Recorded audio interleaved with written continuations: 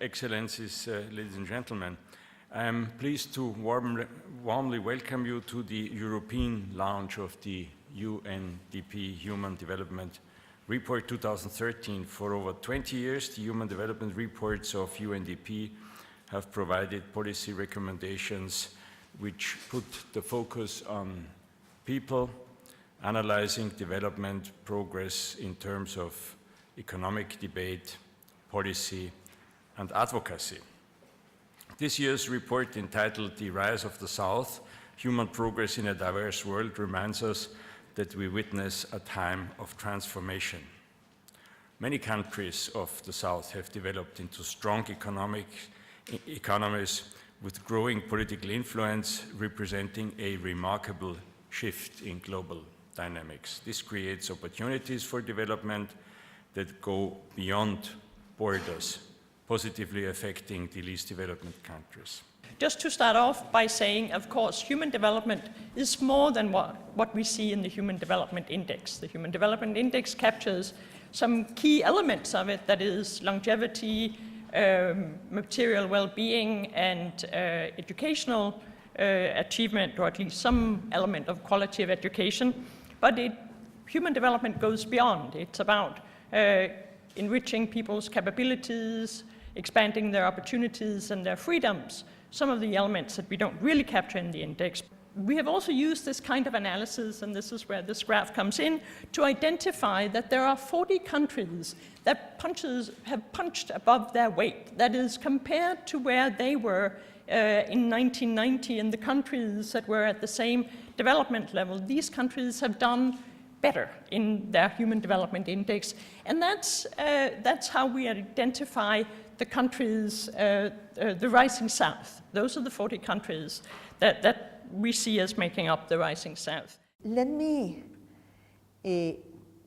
first say that the report that we are presenting today, The Rise of the South, in a way is able to bring together some of the feelings that we have been having for many years. That is that the world is changing dramatically, and try to put together some information that will inform why we all feel that this is happening. The report has two main messages. The first message is that the dynamic of major economies of the developing world with growing political influence has been possible because of very clear social policies, and they have had influence not only in themselves, but on a huge progress in human development in the South.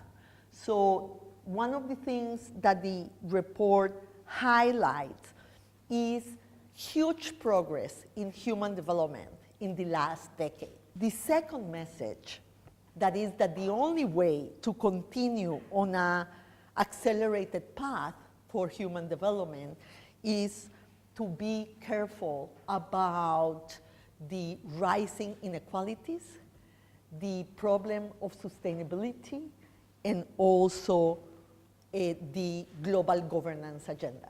And so the second message of the report is that inequality, sustainability, the limits of the planet, and global governance are three areas of concern, and we need to devote more energy to try to solve it so human progress can continue also in the decades to come. Like the main elements that we consider that have contributed to the very wide progress in human development that we have seen in the South. And we highlight three factors that some of them I already referred to. First, a strong, proactive state focus on development policy. Second, successfully tapping global markets while simultaneously pursuing inclusive growth. And third, the benefit of innovative social policies. And here I think that there is a lot to learn from, and that gives credit again to the human development paradigm, because a lot of what has happened in this human progress and expansion of the South has to do with investments, not expenditure, investments in health and education that has really increased during this period.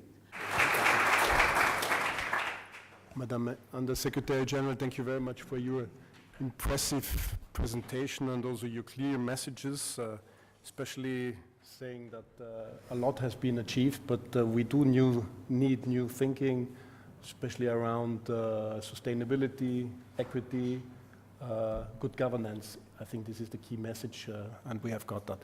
My question is whether the UNDP and the Wittgenstein Center and other agencies are studying what path has helped in the last 20 years different countries move upwards in that.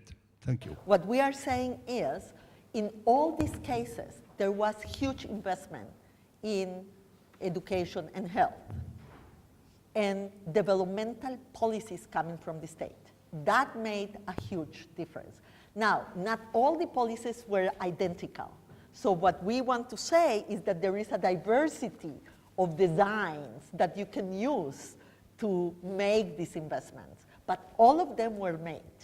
And the importance of the diversity is because the emergence and the rise of the South also has opened up opportunities for policies in other countries of the South. I would like to thank you very much again, Mrs. Undersecretary General, for being with us, for presenting this report here in Vienna. I would like to thank the panelists for being with us and for their expertise. And I would like to thank you as well for the discussion that we had. Well, thank you very much. We'll see you.